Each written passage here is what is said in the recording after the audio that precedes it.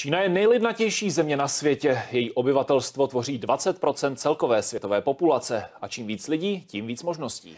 Třeba v podnikání nese sice řadu úskalí a specifik, kdo si ho ale jednou zkusí, už nechce obchodovat jinak. Námluvy. To je proces, kterým si musí projít každý podnikatel, který chce spolupracovat s někým druhým. V Číně jsou takové námluvy ale mnohem důkladnější než jinde. Číňané si potřebují ověřit, že jste ochotní do nich investovat ten čas, chodit s nimi na společné večeře, na různé akce jiného typu. Ne jedna, ale hned několik skvělých večeří se svým potenciálním obchodním partnerem. Jen nekonečnou trpělivostí si získáte jejich důvěru. Až když ji prokážete dostatek, přichází na řadu obchodování. A pokud vyvrcholí takovýmto podáním ruky, námluvy byly úspěšné.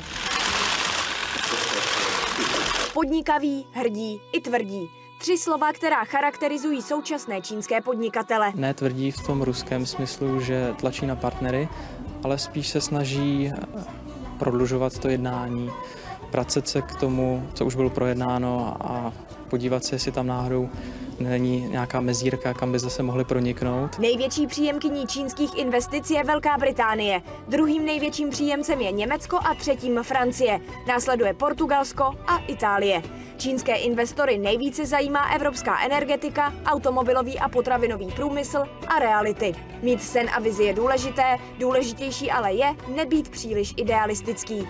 Tímto čínským pořekadlem charakterizuje řada čínských obchodníků své obchodní aktivity.